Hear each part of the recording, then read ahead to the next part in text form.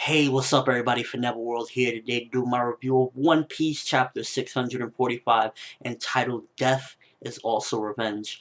Uh, Great title, and chapter was pretty okay, but the last part is what blew my mind. I was enjoying the chapter. It was like, it was alright. It kind of feels like the steady flow that's been going on for each week with this. Some people call it slow, I call it steady, but the last chapter blew my mind. I was like, I was super excited.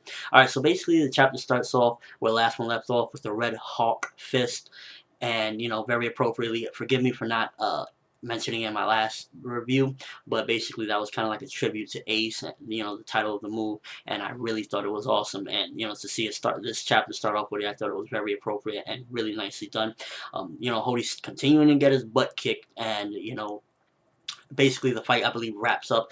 Luffy gives him a elephant gun hit, and Hody's all knocked up or whatever, and while Hody's falling down, he has such hatred. This Fishman is a hateful guy. Even while he's like, he's knocked out, he's like, these fishmen are worthless. I hope this, no one destroys that freaking Fishman Island.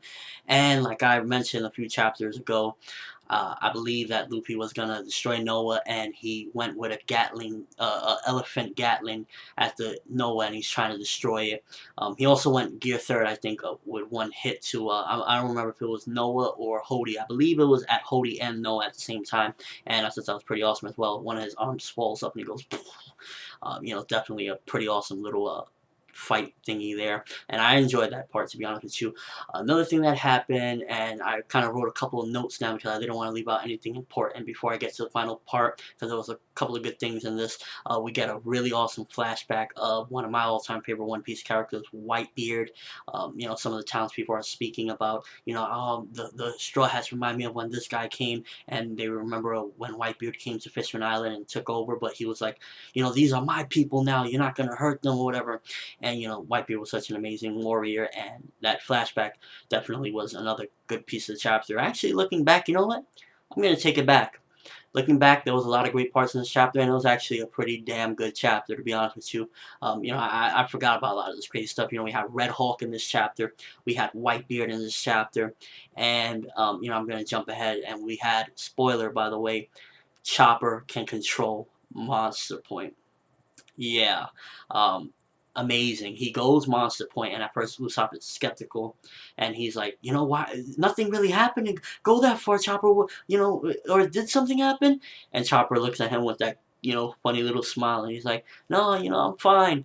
And the chapter ends like that, and that was such a treat from Oda to give that, because there won't be no One Piece or Naruto, by the way, next week. We'll have to wait a couple weeks, but to end the chapter like that, Oda gave us such a treat, and I'm really thankful.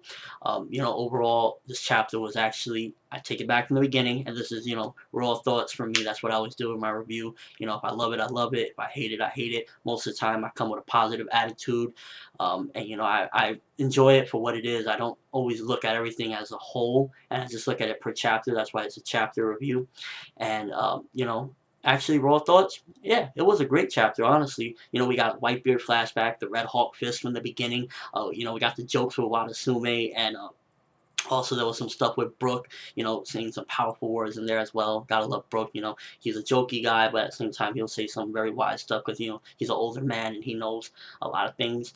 And just the ending part really was one of the selling parts for this chapter. I recommend, if you haven't read it, or if you and you just don't mind being spoiled, or if you want to go read it, or whatever the case may be, you read it, go reread it again, because that last page, seeing Chopper can control Monster Point, was amazing. One of my favorite things about Chopper was when he went to Monster Point and he lost control, and he was like, oh no, he wreaks havoc or whatever, and to see that he could control Monster Point, I thought was amazing.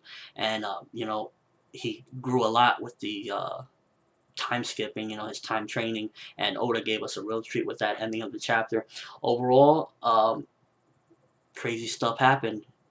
Let me know what you thought of the chapter. What was one of your favorite parts? Was it the Whitebeard flashback, the beginning with Red Hawk again, or Chopper's Monster Point, or anything else that might have happened that I didn't mention?